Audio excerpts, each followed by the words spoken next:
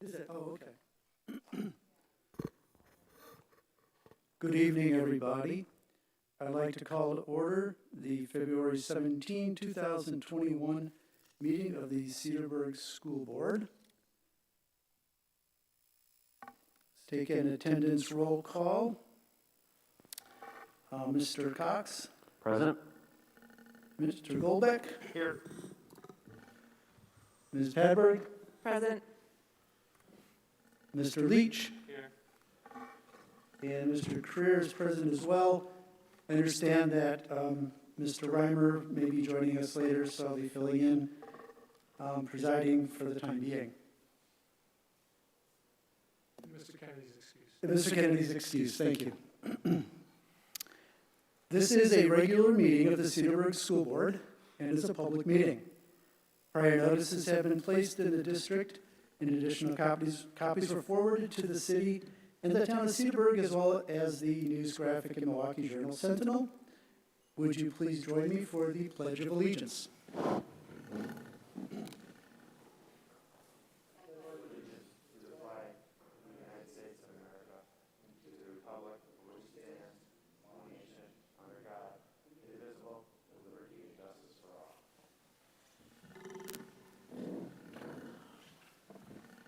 First item on our agenda here is recognitions. Mr. Lunaki? I think. Oh, wait, it says recognitions, and then this is proclamations, and proclamations are for me.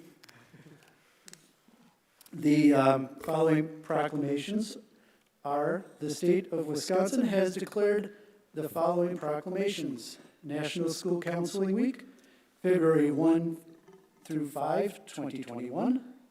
Skills USA Week, February 7 to 13, 2021. Family, Career, and Community Leaders of America Week, February 8 to 12, 2021. Future Business Leaders of America Week, February 14 to 21, 2021. Future Farmers of America Week, February 20 to 27, 2021. And Career and Technical Education Month, February 1 through 28 of 2021. All proclamations are available on the district website. Next, we have the consent agenda. Mr. Bugnaki. Thank you. Board members, I'd ask that you approve the consent agenda, which includes the minutes from the regular school board meeting on January 19th, 2021. Also, the financial report, which includes information regarding the summary of accounts, check register, check detail, and a credit card transaction report, and the personnel report.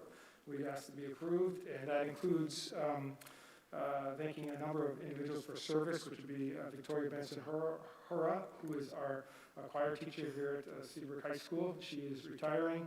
Kyle Spurlock and Kim Spurlock, both speech and language pathologists here in the district, and Suzanne Carlson, who is a third grade teacher at Parkview.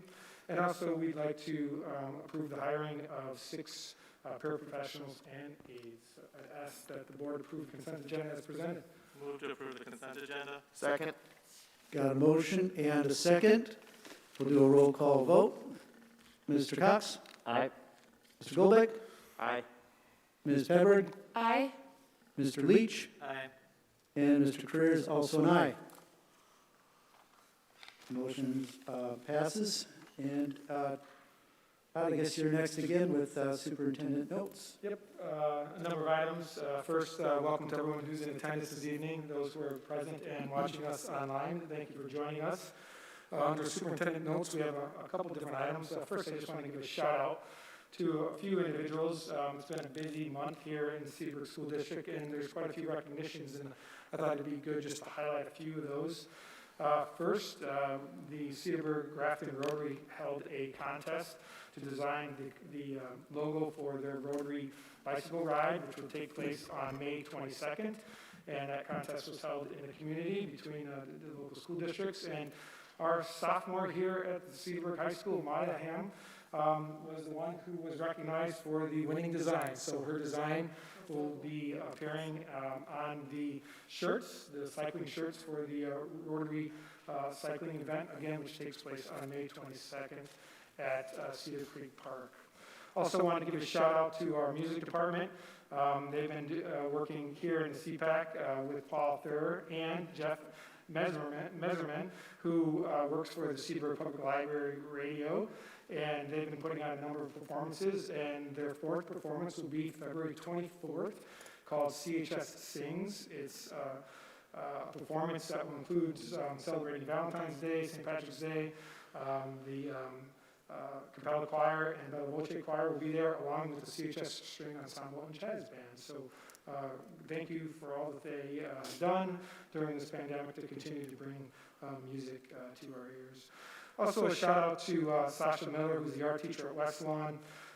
She was a part of an event called Worldwide Art Stage, and she had an opportunity to present. She was selected for that virtual conference, and she presented on the topic, Awesome Do-It-Yourself Sketchbooks That Won't Break the Budget. She presented to thousands of teachers across the globe in this one-day online conference. So congratulations to Sasha. And there's a number of athletes that we want to recognize, but I know John Hannum has a plan to do that at the end of the month or at the end of the season, as he usually does. But certainly just a quick shout out to our boys swim team who won state, pretty amazing historical event. Our boys basketball team who won the North Shore Conference champs, and they played this Friday. And Claire Diener, who scored 1,000 career points and tied the single game record for rebounds. So congratulations to those individuals. So just a quick shout out. Next on superintendent notes would be an update on the building project plan, and Ross Eger is here from C.G. Schmidt to walk us through this presentation. We're nearing the end of our construction project, so Ross is probably down to a handful of presentations, and this is one of those presentations. Ross, the clicker's there and it's on, and you can go. I just want to make one quick comment about the picture that you see in front of you on that slide. A shout out to these young ladies. They were part of the National Center for Women and Information Technology. 17 CHS students were selected to receive this award. It was a competition that included 4,200 applicants from around the country, and it was to recognize 9th through 12th grade students for their outstanding aptitude and aspirations in technology and computing. So congratulations to those young ladies on that slide. That's awesome. That's awesome. Yep. Ross, all of you. All right, thank you. Good evening, board members. So we will give you an update today again on the project, on the construction project. Major themes are unchanged from previous reports. Construction schedule, we're in a bit of a pause again, waiting for phase 3, which will begin at the end of the school year this summer. So budget update. Format again, similar to previous months. The first column is the starting budget that was first reported back in November of 19. Previous update is the center column, and then the last column represents the budget as it stands today. And the changes are highlighted for your reference. Bottom of page 1, you'll see a slight expense.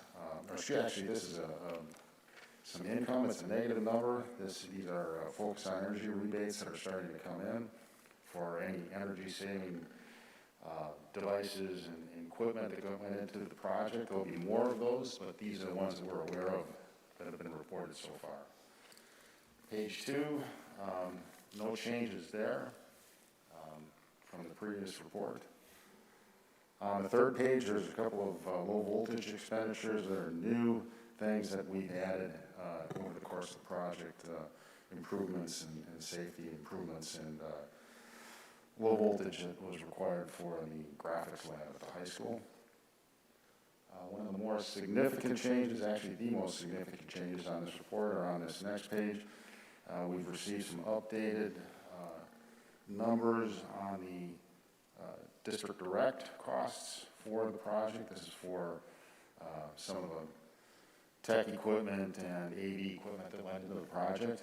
And overall numbers have come down. In addition to that, some of the E-rate applications, numbers have come back on that, and there's a significant rebate that the district is going to receive, and that's going to offset those some of those costs on that line. So that number has gone down considerably from the previous report and isn't too far from our starting point, which is a good thing for our budget. On the next page, we're into the FF&E and development costs, and those numbers are unchanged from the previous report. That gets us to the last page, and that's all the summary information. At the top of the page, you can see at that first green line that our available unallocated budget has gone up due to some of the changes that we reported on the previous pages. We have had some drawdowns on our construction contingency since then, as well as some additional PCOs that have offset some of those costs, or some of those savings, I should say. Bottom line, we still have a contingency remaining on the project of $646,000. Still in good shape. Any questions? Yes, thanks. On the budget update page, it's showing those additional, it looks like one of them's a $223,000 number for capital data. Did I read that right? I'm sorry, which page are you on? I can't tell what page this is. Third one. 6.0, the IT communications slide. The same one that had the e-rebate on it. Oh, I mean, Yeah, it's not Okay. numbered. I'm there now, and the question is, Yeah, so there's an item for capital data. What is that? Can you explain that?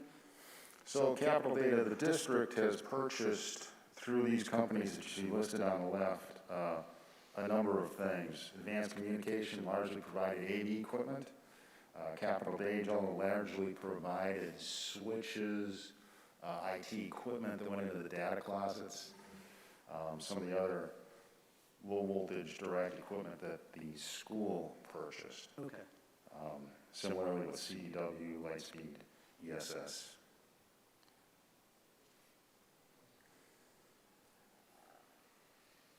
Anything else?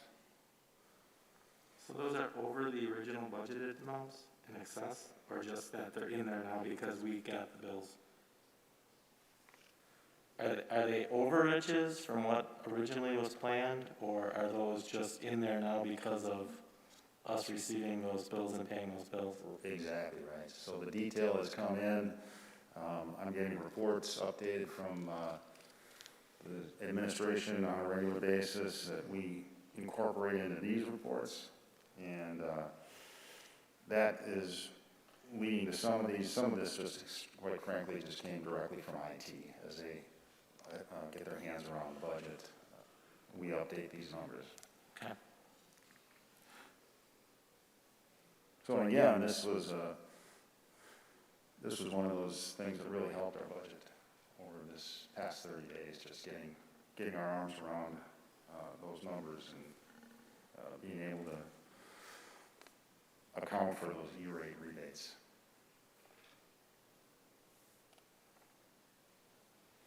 Anything else? All right, thank you. Thank you. Thanks. Thanks, Matt.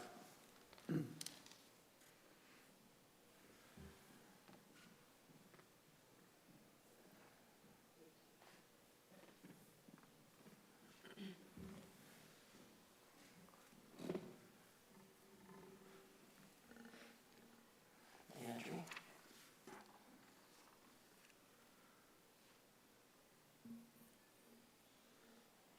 So Brenda, I think we need to go to the presentation on the Reentry Entry? Plan.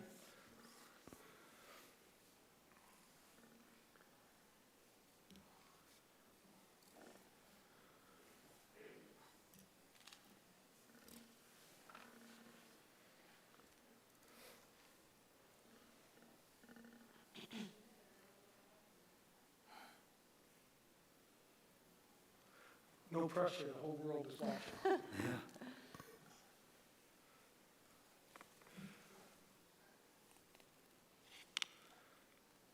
I think it was in that same slideshow, just at the, if you Scroll.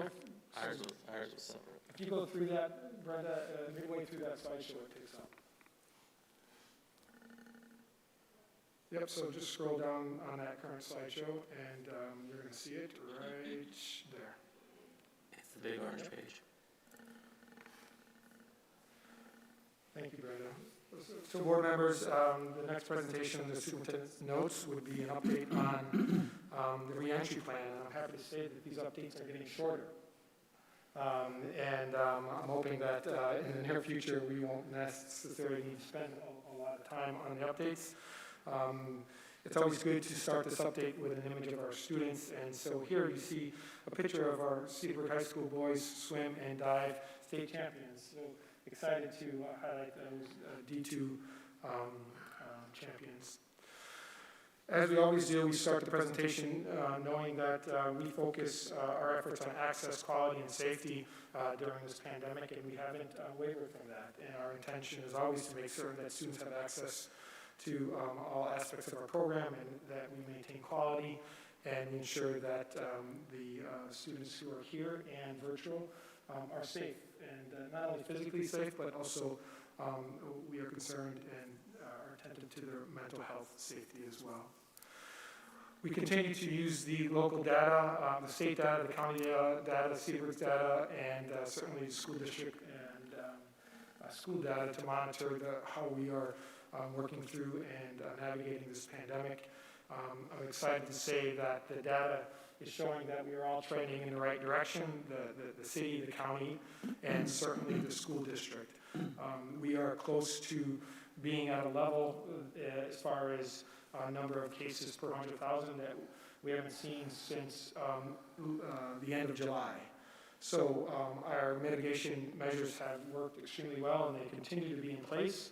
And our goal is to continue to follow those mitigation measures as we progress through the school year. The vaccine is becoming more readily available to staff. We are working through our 1A group, which consists of 126 staff members. Of those 126, just slightly over half have received their first dose, so that's 62 staff members. Of those, 12 of those 62 are already on to their, or received their second dose. That leaves 58 staff members that are waiting for their first dose. We continue to work, Kafka continues to work with the health department and plan accordingly to get those students, those staff members vaccinated. It is a pretty fluid situation. There are times when we will be notified the morning of. For example, last week we were notified that a local pharmacy had extra vaccines. So we went to our 1A group and had to make arrangements to get those individuals ready to receive their first dose. So it's a pretty fluid situation, and it really comes down to the vaccine availability, and that's what's driving the process at this point. We did receive an email from the state earlier today, and we are planning to have Group 1B ready for vaccination starting on March 1st. And we know that it's going to take some time to get through that larger group, and the state is indicating that it may be 2 to 3 months before they get through that entire 1B group. So it's just putting everybody on notice that it's going to be a while for us to get through that entire group. I'm happy to say that the number of vaccines that have been made available thus far for our staff members, the vast majority of our staff members are taking the vaccine. It's a higher percentage than what you would find in other entities where you'd hear that maybe 30 to 50% were not taking the vaccine. Our percentage is much higher, closer to 90+%, which is awesome. So we're beginning to forecast into the rest of this year in the fall. I'm excited to say we continue to take a measured approach and are expanding our opportunities, learning opportunities for our students. So within classrooms, discussing how we can have small group instruction, interventions and enrichments, and making certain that we do that safely. so slowly taking steps to allow instruction to look similar to what it was pre-pandemic. Summer school, we are planning for an in-person summer school experience, and work is underway.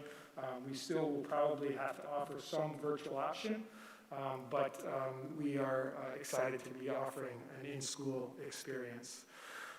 We continue to work through opportunities for our students, offering activities and events and doing it safely.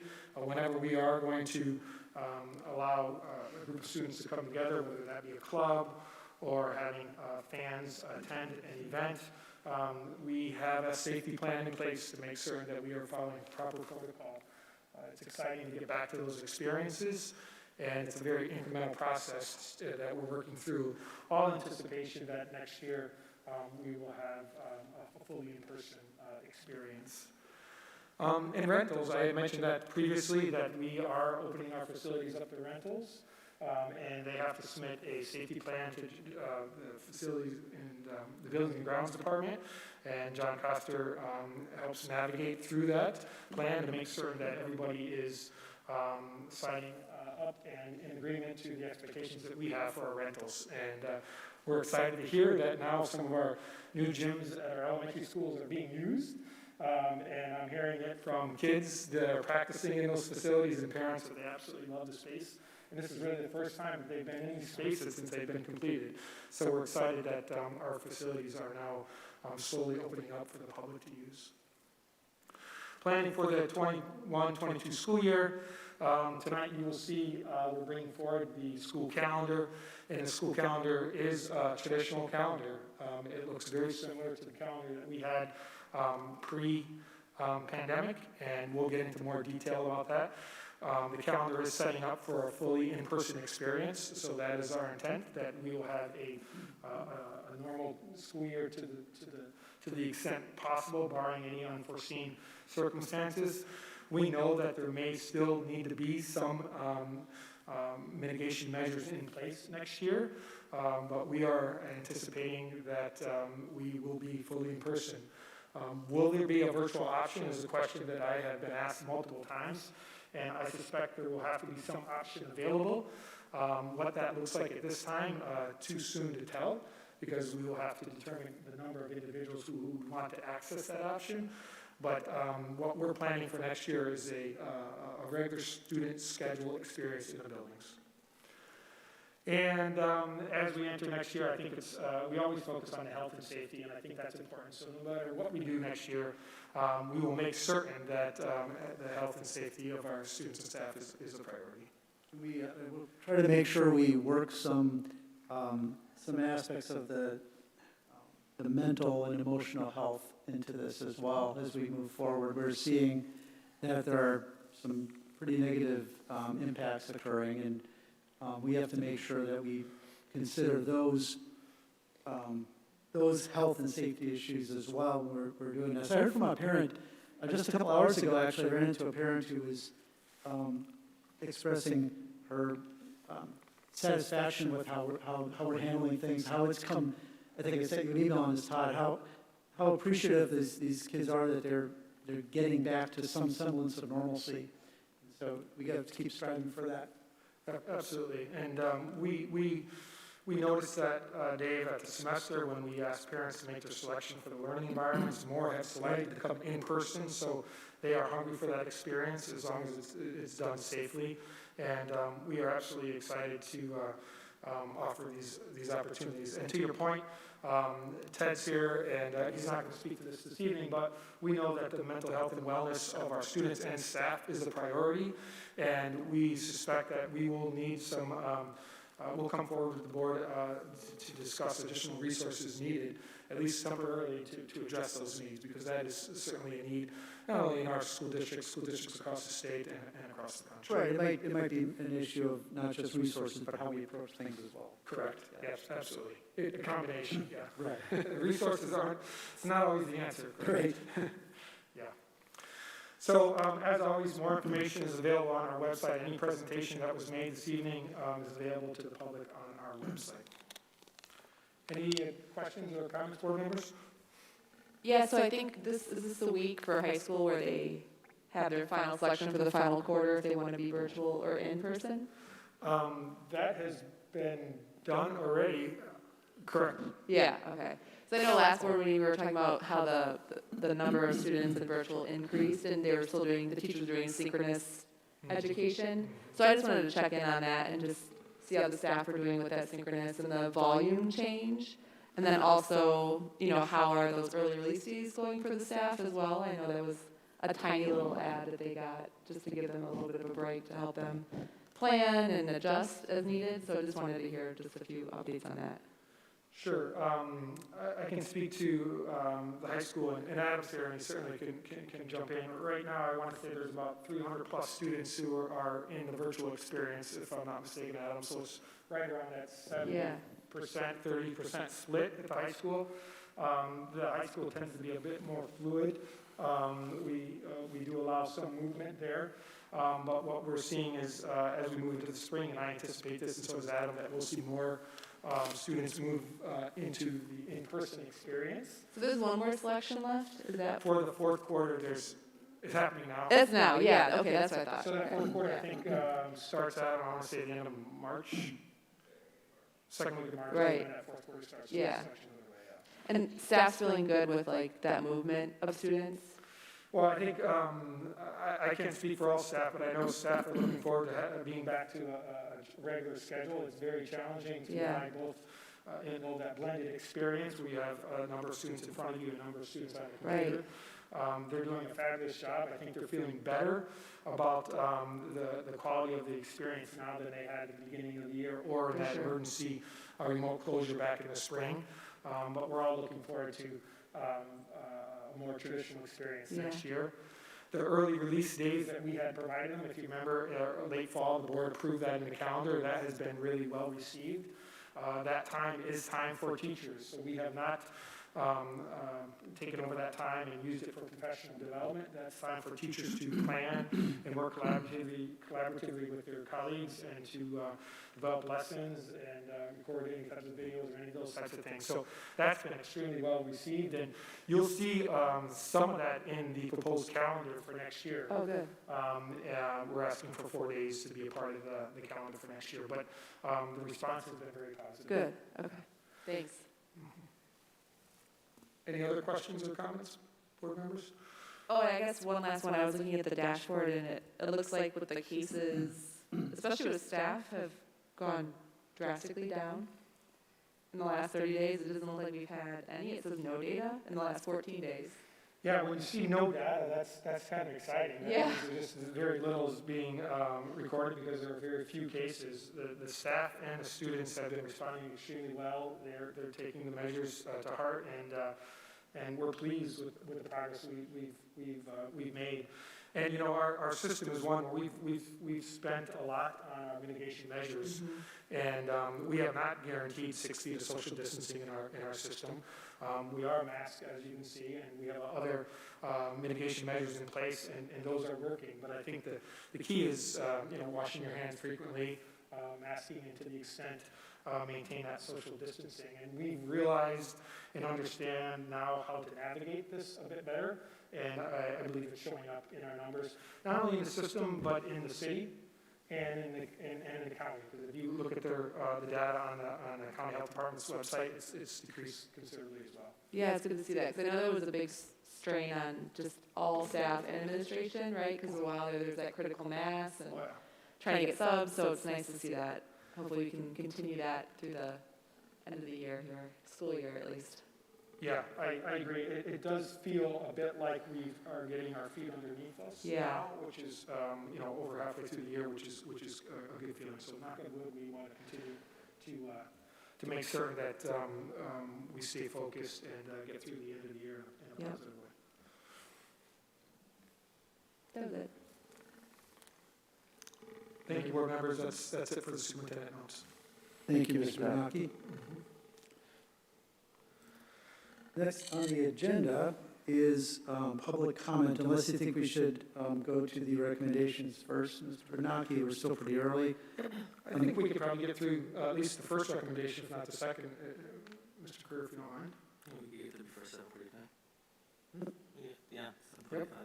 I'm sorry? So we can go through the first recommendation, if you don't mind, at least, and probably the second as well, 6A and 6B. Yeah, okay, yeah, because the public comment has to be before 7:45. I figured especially since the school calendar is one of the items, since it's fresh in our mind, it might make sense to get that out of the way too. Yep.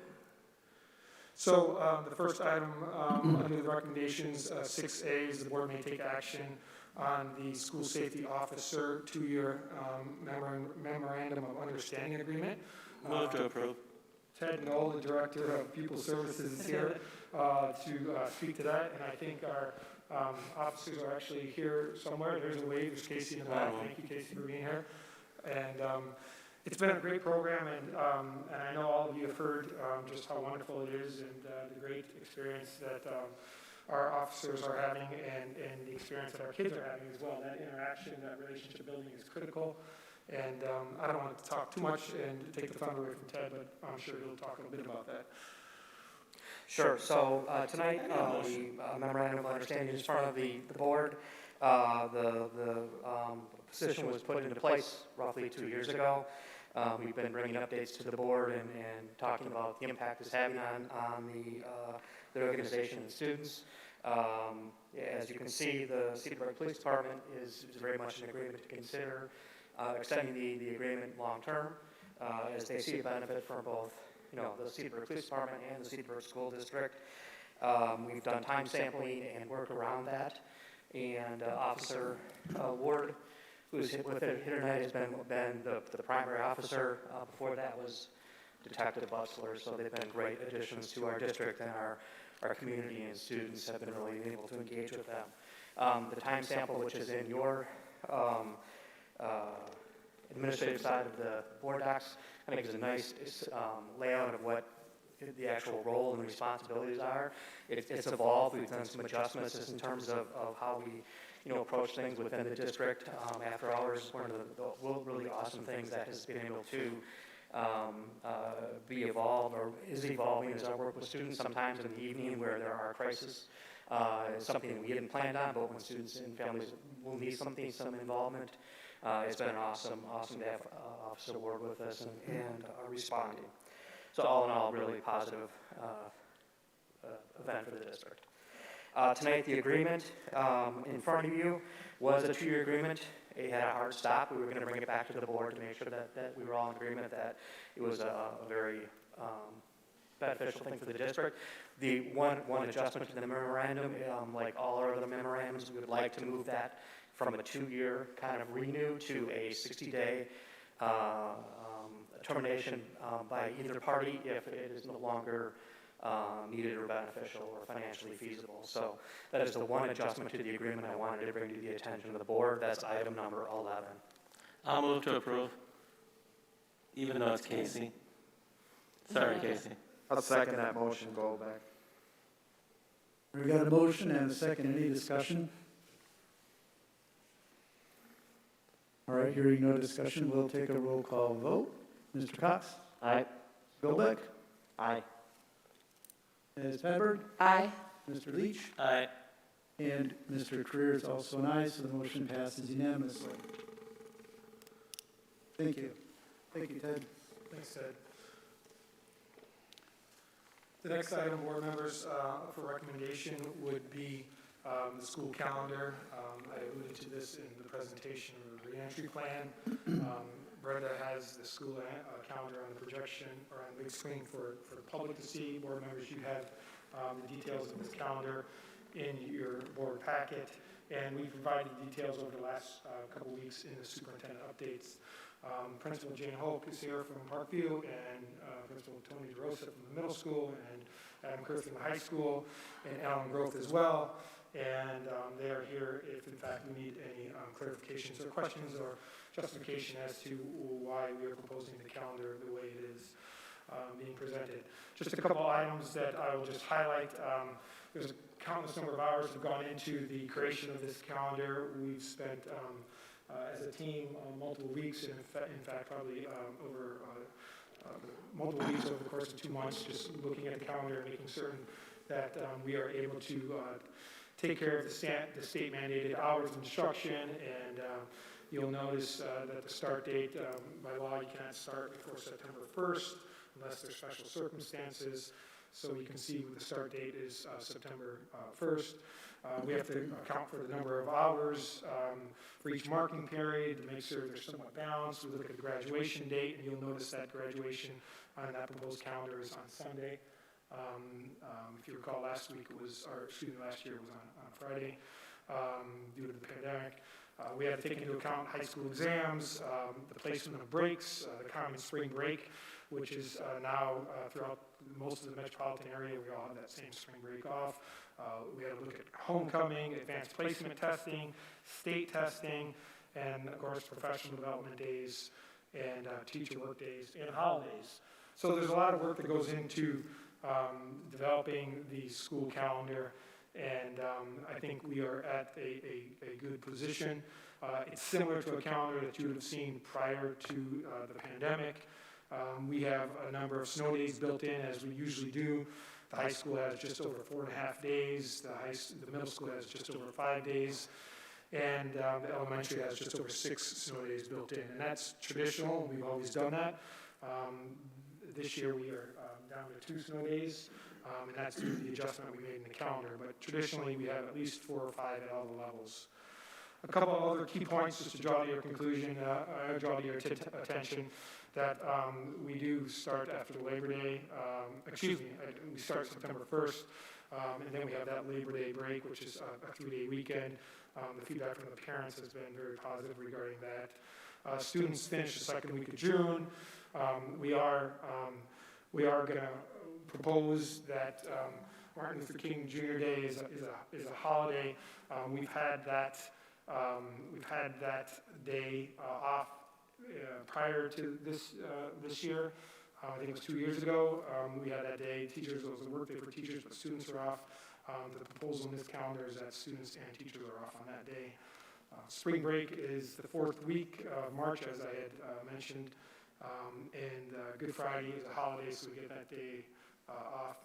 We have a slightly shorter winter break, and June 9th is the last school day, and we have a number of built-in professional development days in the calendar.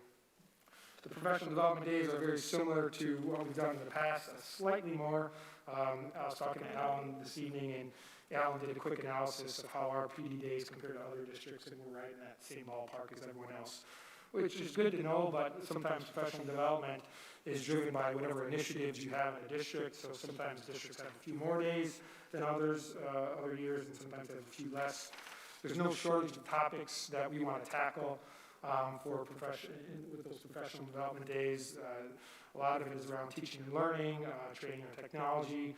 We certainly want to make certain we're looking at our data. The principals are doing an exceptional job, as are the teachers, in looking at our student performance this year and seeing how we've compared to years past. And is there a COVID slide, is what I refer to it, and what are we doing about that now, and what can we do next year to address that? So I think there's time needed to look at the data and analyze that data and come up with collaborative plans. We know we want to address areas regarding assessment and assessment development, common formative assessments. We want to address the area of access, equity, and inclusion for all. There's work that we want to continue to do in that area.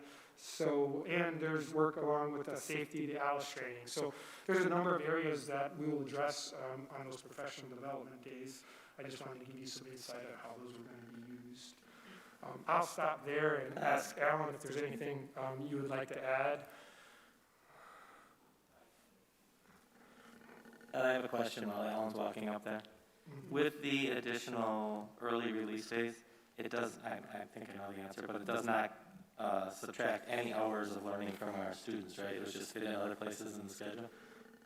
The instruction, we still have the built-in snow days, so there's no diminishing the instructional hours. Because someone asked me, so I want to be sure. Yep. The early release schedule would follow the similar schedule that we have in place for this year for all the levels. So if you recall, we arranged those and had them kind of sequenced and got that approved in November. Yep, no, I just needed to make sure it didn't reduce the hours that somebody asked.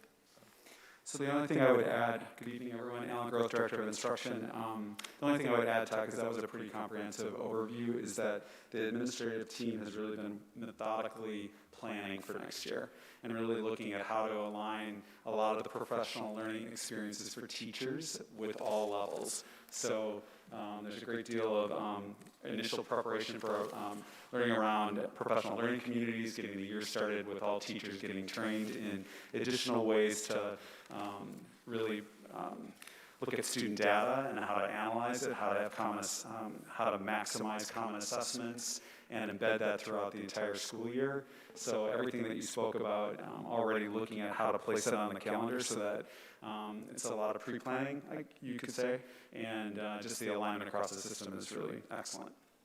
I'll move to approve the calendar. I'll second Cox.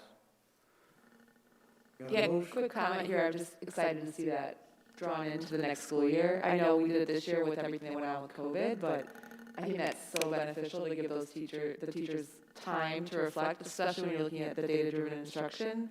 There's so much that goes into that, and it really enriches the classroom experience just to give them a little bit of time. So I'm really excited to see that.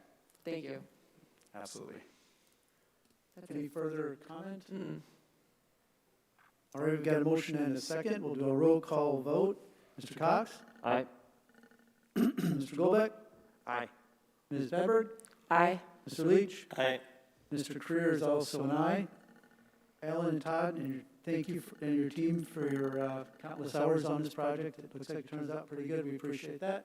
Absolutely did. Yep. And a shout out to Conrad Farner, he's not here this evening, and certainly he leads the charge in making certain that we have all our instructional minutes in. Oh, yeah, that's important. We did a lot of lifting on the backside of this. Yeah. Thank you. Really well Thank done, you. everybody. Thank you. Thank you. The last item on the recommendations is the action regarding the donations. So we have 2 donations this evening. I'd ask the board to approve a donation in the amount of $1,499.75 from the Parkview PTO. The donation will be used to purchase the Sphero STEM kits for 4th grade students. The next donation is in the amount of $795 from the Thorson PTO. This donation will be used to purchase a double-sided magnetic mobile whiteboard for the Phi-Ed program at Thorson Elementary School. I'd ask Move to approve the donations. Goldbeck, second. Got a motion and a second. Any comment on the donations? All right, we'll do a roll call vote. Mr. Cox? Aye. Mr. Golbeck? Aye. Ms. Bedford? Aye. Mr. Leach? Aye. Mr. Creer is also an aye. Thank you very much. And just for the public's knowledge here, with these donations, this is just a testimony to the generosity of our community. The total donation so far approved for this 2021 school year is just over $213,000. So thank you to the community. All right, so I guess we'll go back to the other no committee reports. Is that correct? Public comment. Yep, that's correct. No committee reports. Okay, so then it's time for the public comment. We have a list of a few people who said they're interested in speaking today. Is anyone in the here interested in commenting to the board tonight? Okay, great. So before you come to the microphone, which is up here, I have to read a public comment disclaimer. In the past, the State Attorney General issued guidance on how governmental bodies such as school boards should conduct the public comment portions of their meetings. This guidance was given to assist the governmental bodies in avoiding violation of the state's open meeting laws. The essence of the guidance is that unless the topic being brought to the board by the public is listed on the meeting's agenda, no significant discussion can be held on that item. Instead, the topic may be listed as an item on a future meeting agenda, whereby discussion could then be held. The reason for this guidance is not to limit open discussion, but rather to ensure that all interested parties have an equal opportunity to participate in the discussions with the full school board. We on the school board encourage community input, and we want to hear from you, our constituents. However, we also take the state's open meetings law seriously and will follow the guidance as outlined by the state's Attorney General. Therefore, if an item is listed on tonight's agenda, open dialogue may occur between the individual from the public and the board members. If it is not listed, the board will be limited to listening only and will not be able to respond to comments or questions. If your item is not listed on tonight's agenda and you want to have a discussion regarding the topic, you are encouraged to contact the district superintendent and request that your item be listed on a future meeting agenda. As always, you are encouraged to discuss any issue with individual board members on a one-to-one basis outside of the meeting setting. Please make your comments to the board and not to any individuals in the audience. As per School Board Policy 167.3, each statement made by a participant shall be limited to 3 minutes. Please note that this is a public meeting, and we ask everyone to address one another with the courtesy and respect you would like to receive in return. Finally, when you approach the microphone, please state your name and address for the record. As a reminder, the meeting is being live streamed via the district's YouTube channel and will be posted on the district's website.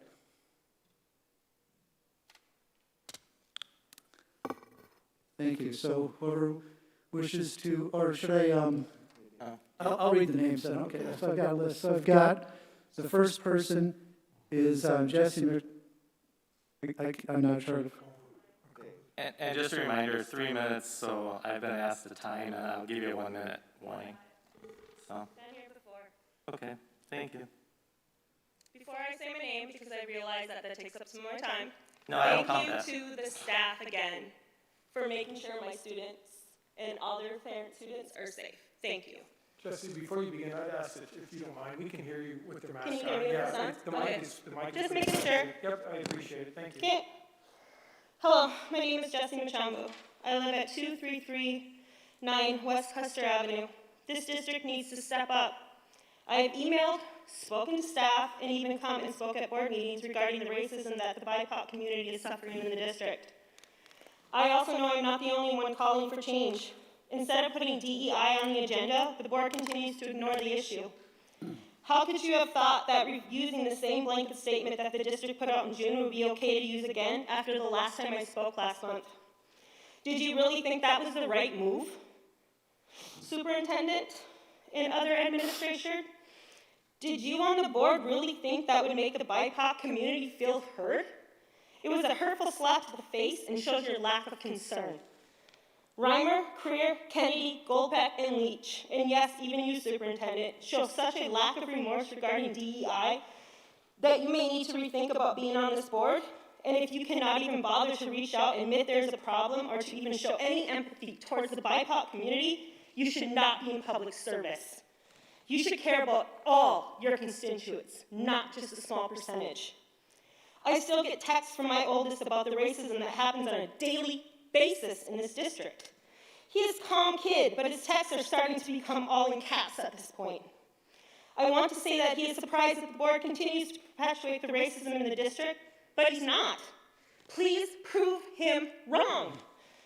I had to reach out to some in the middle school so that my youngest could get permission to keep his hair hidden at school.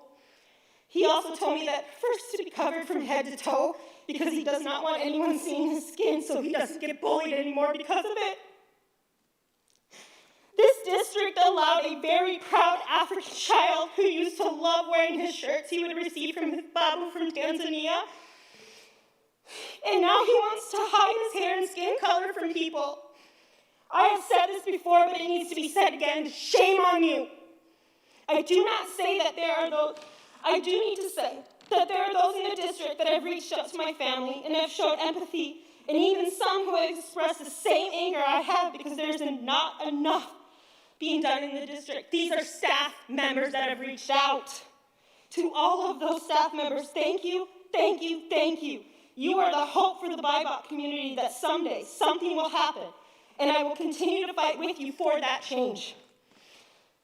These are the things that need to be done. You need to make racism the #1 agenda item so you can discuss the issue when someone like me comes to the board, and you cannot just move on like you always do. Yes, I know this is not a comfortable issue, but you need to discuss it because it's necessary at this point. There are kids being damaged emotionally in your district, and you're allowing it to happen. You need to enforce your current policy and make sure that every single complaint that comes to you by anyone in the district regarding discrimination of any kind is Thank you. documented to DPI. Thank you. All staff And and your time's board up. members need Thank to you. undergo bias training. We need to make sure that the microaggressions stop because those are just as painful as the blatant Thank you. racism that Ma'am, we'd like everyone to have the same amount of time to speak, please. You need to hire a consultant equity director to review the gaps in your current policies. Look at the lack of diversity in your staff and how to hire and then retain more diverse staff. And to look at your lack of a diverse curriculum. Do the right thing so that I can come up here and speak to the great things this district could do. Ma'am, thank you, but we need everyone to be able to talk. Shouting us down is not the answer. Why take so long? I time these things at home because I'm up here crying. Okay. Thank you very much. Thank you, but we want to let everyone have an opportunity to speak. So I'm going to read a statement on behalf of the board and the district. This evening and at past board meetings, speakers have made statements that members of this school board and district employees condone or tolerate racism based in part on allegations that we do not act appropriately on complaints of student racial harassment. This is simply not true. We would Ma'am. like our community to understand.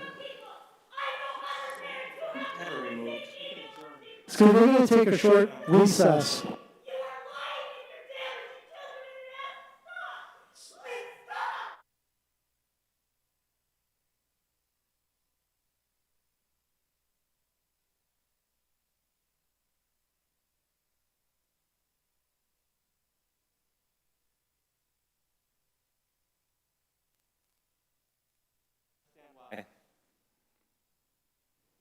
Go ahead and read the board comment, which we can make public comment. Any one of us could go up to the microphone and speak with citizens.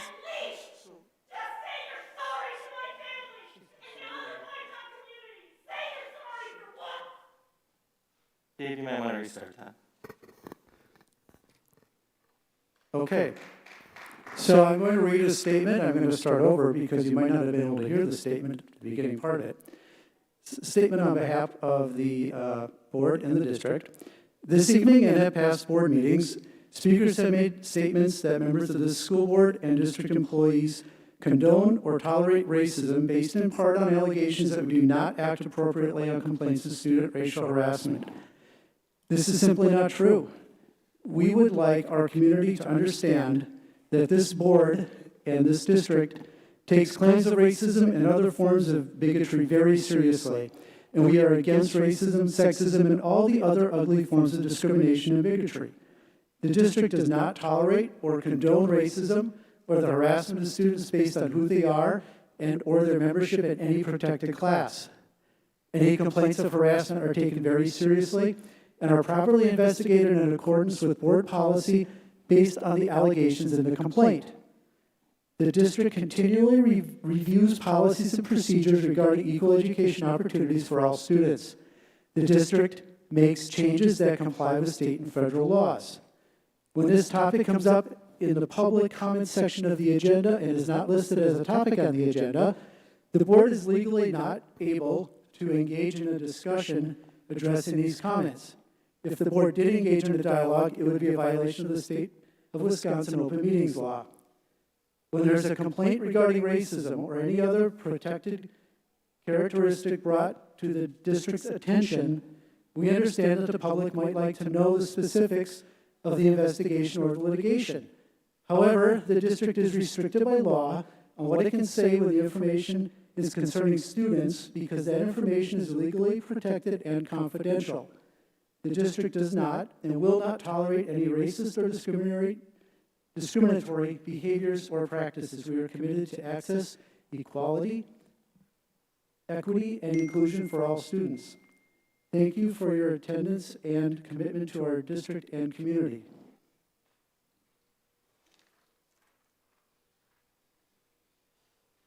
Next on the list is Erica Turner.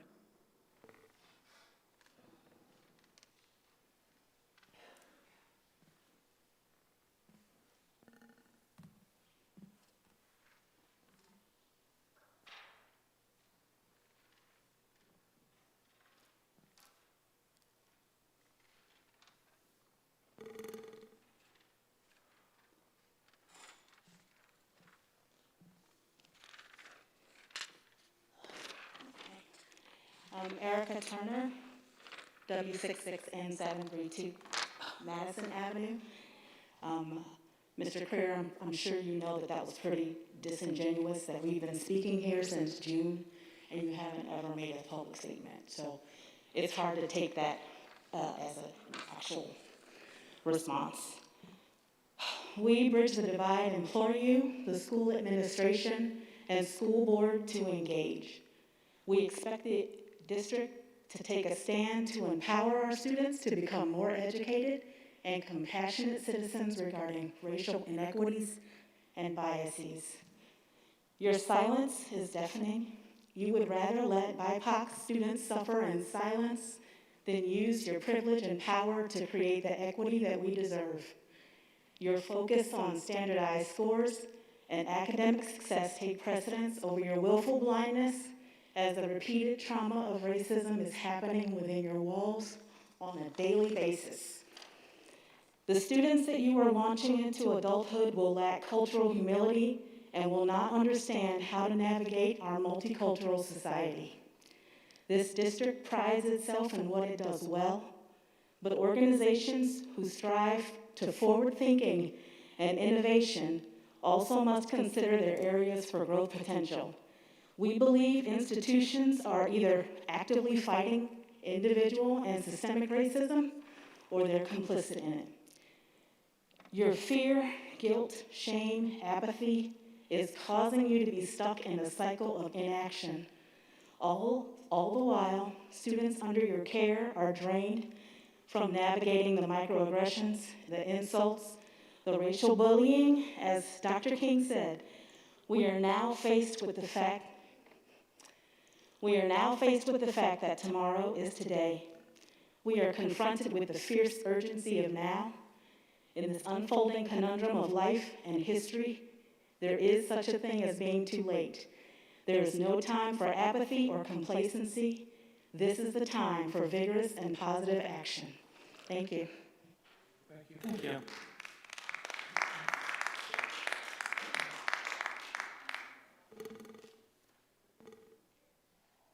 Aaron Hershenson.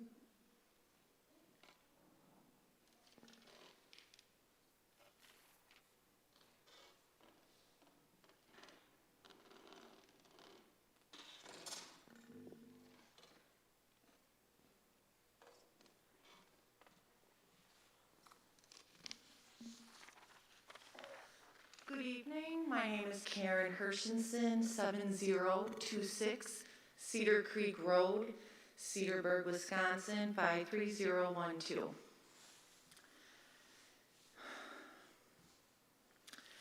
I made a public comment at the school board meeting on October 10th, 2020. I talked about the Norman Rockwell painting of Ruby Bridges, the problem we all live with. That problem is racism. It still exists, and it exists in our Cedarburg schools. What are the experiences of BIPOC students like today in a predominantly white school district?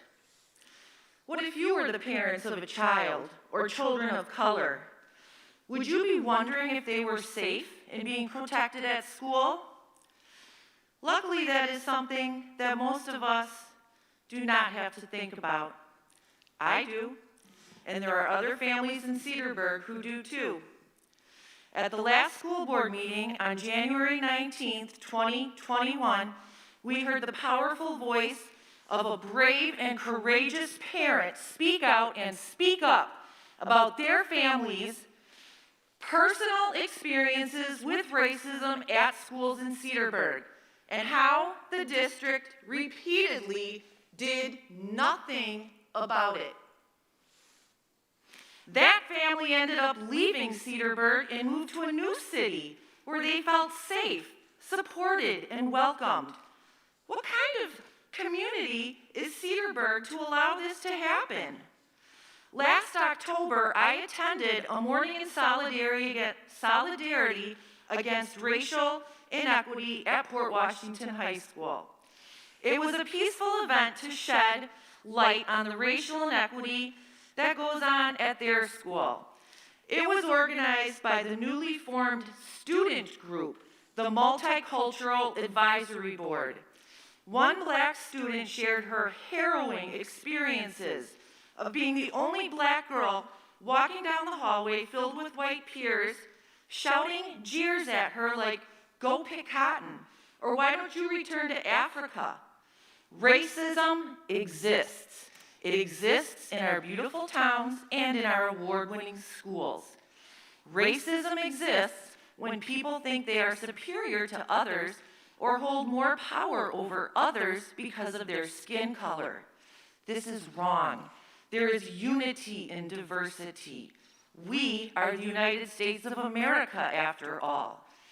As an educator and a parent, I demand curriculum reform moving forward. I demand that BIPOC be seated at the table in decision-making in our district and be welcomed in our schools. I encourage the Cedarburg School District to implement school-wide restorative justice practices. Restorative justice focuses on building relationships and repairing harm. Thank you, ma'am. Your time's up. Restorative justice builds accountability, promotes. Thank you. Thank you to all of the teachers during these very challenging times. Thank you. Thank you.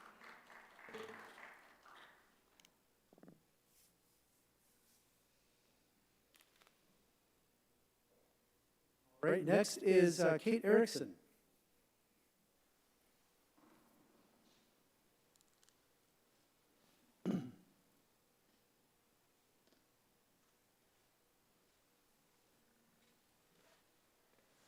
Segoli, Boujou, Aho, Adine, Puzo, Excuse me. Indigenous Kate could- Erickson. Excuse me, can you please, state your name and address, please? I was.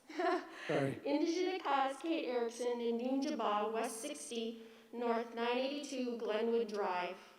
For those of you who speak the foreign language and not the languages of this land, my name is Kate Erickson. I've lived in Cedarburg for 13 years. I have a daughter in the fourth grade. She and I are both Oneotaga, or members of the Oneida Nation, and my husband is a member of the Menominee Nation. The land with whom we are on belongs to. Cedarburg takes great pride in their reading and math scores. That means little when students' education about the world around them is poor. I say in complete honesty that I find the lack of historical knowledge by your graduates to be quite distressing. I can tell you that Cedarburg School District is not in compliance with Act 31, the state law that requires Wisconsin Indian history be taught in K through 12. How do I know these things are not being covered? Your students tell me. I see it in their writing and I see it in their grades. I should also introduce myself as Professor Kate Erickson. I started my career at UW Milwaukee, and I have been at MATC for over a decade. I am the sole tribally enrolled history professor in any technical college in the state of Wisconsin, and it is my job to teach the Act 31 history courses that your teachers are required to take for state licensure.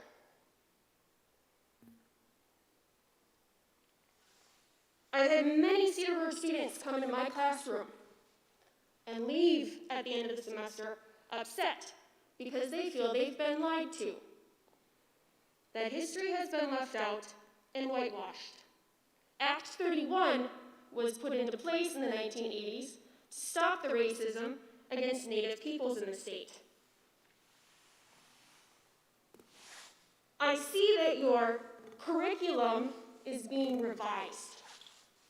I am more than happy to help unwhitewash the history. When your students come to me and can't even tell me that there are 12 tribes in the state of Wisconsin, we have a problem. Who is Cedarburg historic to? For our people, it's the existence of pretty much the length of a blink of an eye. It's evident that the lack of respect for the indigenous of this land extend to others whose skin is different. Being one of the few schools open on MLK Day is shameful. My fourth grader being taught that Columbus is a hero discoverer, when for us, he's the beginning of genocide, is shameful. If you're not teaching the history you're legally required to, I'm sure other things are being left out, undone, and unenforced as well. Your district needs to be an inclusive place in not only your curriculum, but to the students whom are entrusted to you. Thank you. Young uncle. Thank you. Thank you. Thank you. Thank you. Connie Kincaid, please.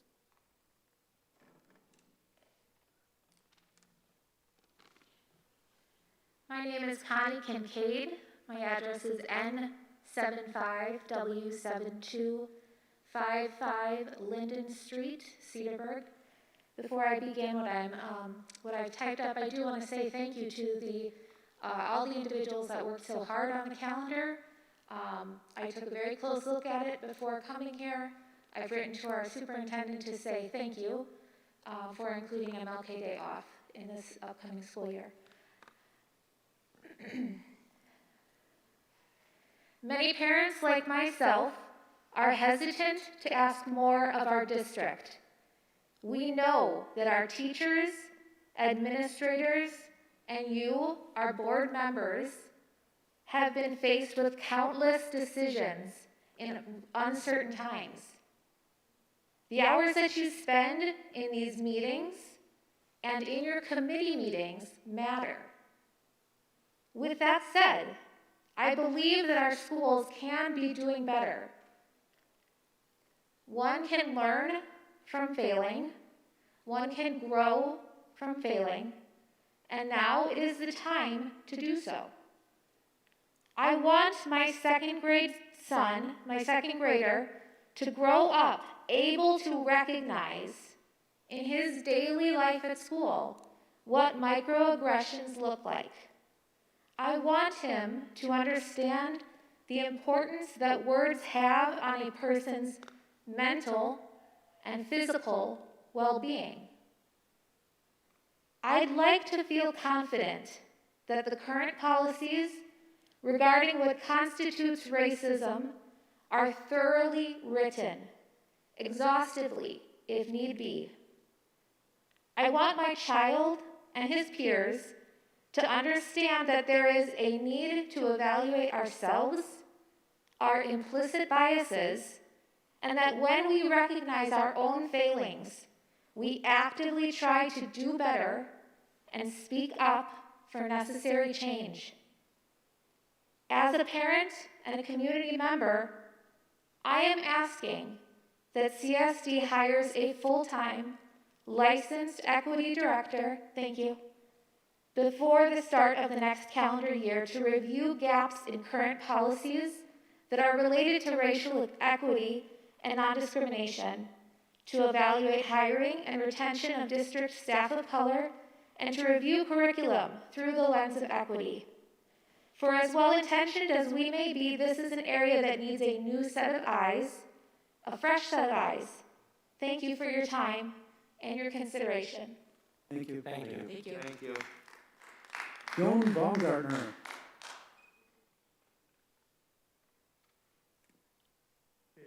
I'm not sure if they're. Sorry?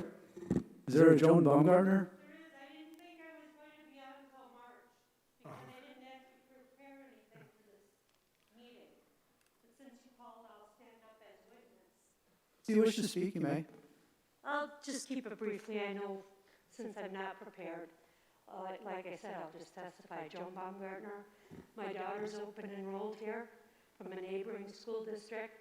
I was impressed and open enrolled here because of your academics, but unfortunately I have to agree with the previous speaker. Could you please, I'm sorry, could you please state your address? Oh, my address, 5900 Wasaki Road, West Bend. Thank you. Like I said, I open enrolled my daughters here because of the academics. I was greatly impressed with it, but unfortunately, I have to agree with the previous speakers and have to bear witness that my daughter did experience microaggressions from a teacher. I took it to the principal, and I was told I didn't take it well, and my daughter misunderstood what was going on and put it on my daughter. What did she want to do? She was in tears. The only thing she could come up with is, I don't want it to happen to another student again. I offered to pay for diversity training for staff, teachers, and even fellow students, and was dismissed. Like I said, I didn't really think I was even going to speak tonight. I was standing up in the corner. I had signed on for next month, but since I am here tonight, I did want to bear witness and confirm what these other parents are experiencing, because that's what our family experienced. Thank you. Thank you. Thank you. Thank you. Thank you. Dave, we may want to waive policy to go over 30 minutes. Since we have policy that allows public comment to last 30 minutes, and if there's over 30 minutes, we want to waive that policy. Okay. So I think, Where are we? Brenda, do you know what time we started with the public comment? If I remember. Oh, okay. Is there anyone else in the crowd here tonight who wants to speak? Okay, there is. So then, I guess I will take a motion to waive our 30-minute public comment limit. I'll move to waive the 30-minute comment and allow these last two, there were two people that wanted to speak, the last two people to speak. Second, Padberg. All right, we got a motion and a second. Any comment on this or discussion? All right, I'll take a roll call vote. Mr. Cox? Aye. Goldbeck? Aye. Ms. Bedberg? Aye. Mr. Leach? Aye. And Mr. Kerr is also an aye. Thank you. All right, so whoever wants to come down first, feel free. I don't have any other names on here.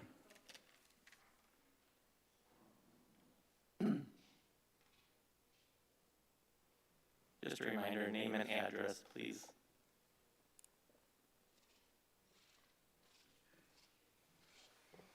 Brittany Volich, 733 Westwood Oaks Lane, Mequon. Over the last couple of weeks, I and other community members have written the entire Cedarburg School District Board asking members to take immediate action to address the unchecked racism and mismanagement and reported racism in the district, and to put as agenda item number 1 this very topic. How dare you tell us we must stick to the agenda when you ignore our request to put addressing racism on the agenda? This is a democracy, and the will of the people shall be honored. To be clear, this recent push for action is not the only push that's ever been made. For example, in October 2018, Bridge the Divide first reached out to superintendent administrators asking for a formal meeting to discuss these very issues, a meeting which never came to fruition. In June 2020, Bridge the Divide then submitted a petition with 5,700 signatures requesting a stop to the censorship of books and conversations in the district on race, for administrators to proactively listen to students and parents of color, and to incorporate an equity specialist into the district. It is my understanding the district has not taken any action on these requests either. I hope you all understand how incredibly unfair and exhausting it is for people of color to continually ask for a seat at the table, only to have folks already at the table like you push their requests aside or act like each time is the first time you're hearing their requests. I am here in solidarity with fellow community members who wrote to each of you asking you that you ensure that implementing anti-racism policies would be the first line item on the agenda again for tonight's meeting, just so we're clear.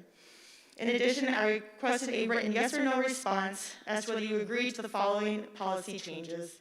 1, adoption of non-discrimination policies specifically on the basis of race. Adoption of policies meant to meaningfully hold district employees accountable to documenting and reporting, taking remedial action when racism is reported to the district, including incidences which occur off school grounds by a district employee or student. 3, adoption of policies which meaningfully hold district employees and students accountable for implicit and explicit racism, including off-ground. For example, racially derogatory posts on personal Facebook account from personal computer at residence. 4, adoption of consequences that are commensurate with violations of above policies, including termination of staff and expulsion of students. 5, adoption of resolution calling for all administrative staff and faculty to undergo implicit racial bias training by end of the school year. 6, adoption of resolution calling for consultant and equity director to review gaps in current policies related to racial equity and non-discrimination. 7, advocating to hire a full-time licensed equity director in the district. I've got one-line responses from Mr. Kennedy and one-line response from Mr. Leach and an invitation from the superintendent to review the policy manual, which I did. I assume you were referring to the policy code 0145 titled Sexual and Other Form of Harassment. The word race is mentioned only once in that policy. Clearly, based on what most folks in this room have already seen and heard by now, that one mention of race is not sufficient enough to protect BIPOC students in this district from racial discrimination and harassment, let alone ensure that remedial action is Thank you. taken. Thank you. There is a saying that the closest to the pain should be Thank closest you. to the...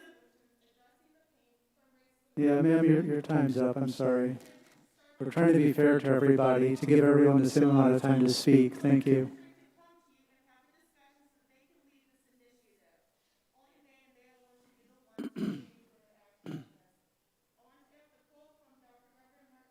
Who is the last to speak?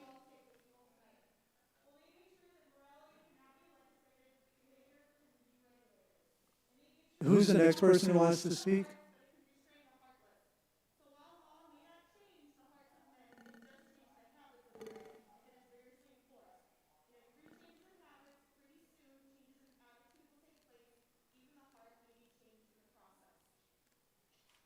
Thank you. Thank you. Thank you.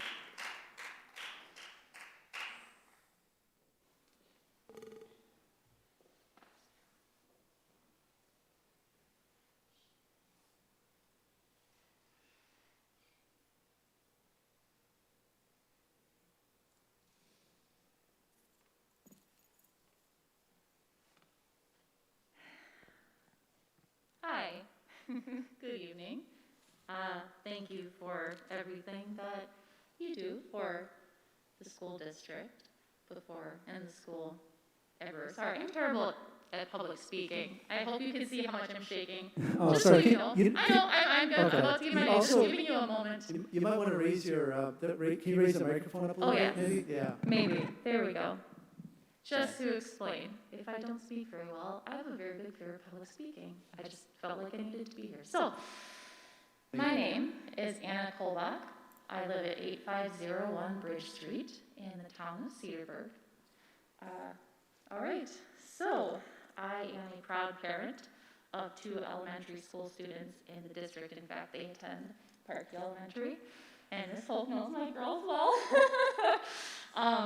I would just like to say that we moved here 3 years ago because we were looking for a fantastic school district for our girls to attend.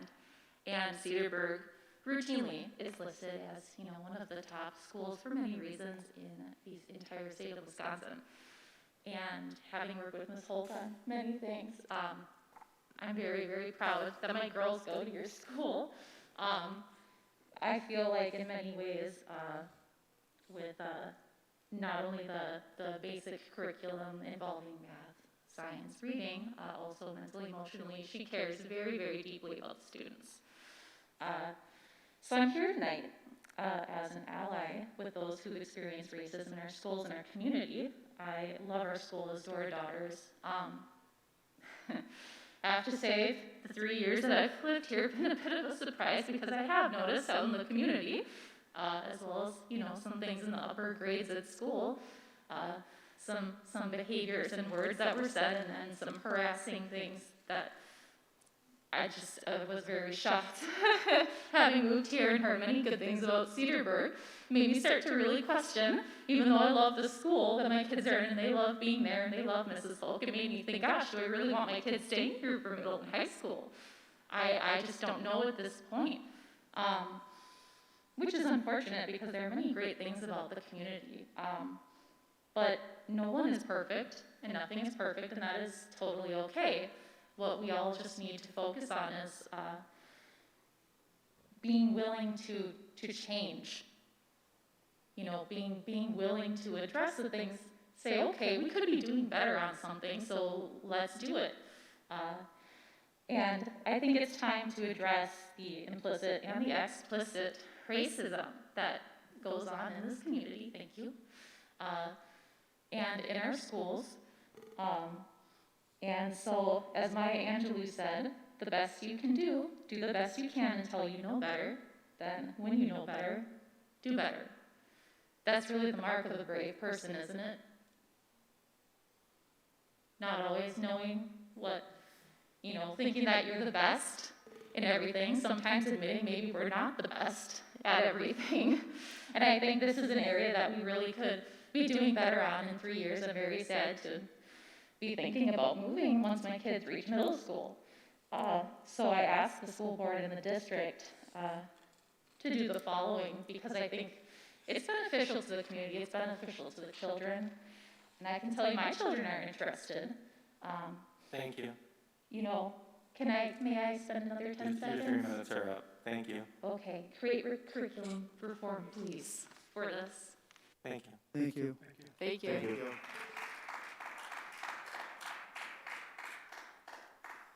Right, is there anyone else? I think we had 2. I don't see anyone. So we will conclude the public comment section and move to the committee reports, of which there are none. Went through the recommendations already. We I would entertain a motion to adjourn into executive session. I'll make that motion to adjourn into executive session. Goldbeck. Second, please. All right, I've got a motion and a second. Mr. Bugnaki, do I need to read Yes. number 9? I do, yes. Okay, so we've got the motion is move into executive session to consider social or personal histories or disciplinary data of specific persons under the jurisdiction of the board, which, if discussed in public, would be likely to have substantial adverse effect upon the reputation of any person referred to in such histories, pursuant to Section 19.851F of the Wisconsin statutes. We have a motion and a second. Is there any discussion? Hearing none, we will have a roll call vote here. Mr. Cox? Aye. Mr. Goldbeck? Aye. Ms. Beberg? Aye. Mr. Leach? Aye. And Mr. Cruz is also an aye. We are adjourned into executive session. Thank you, everybody. Thank you. Thank you all for coming. attending.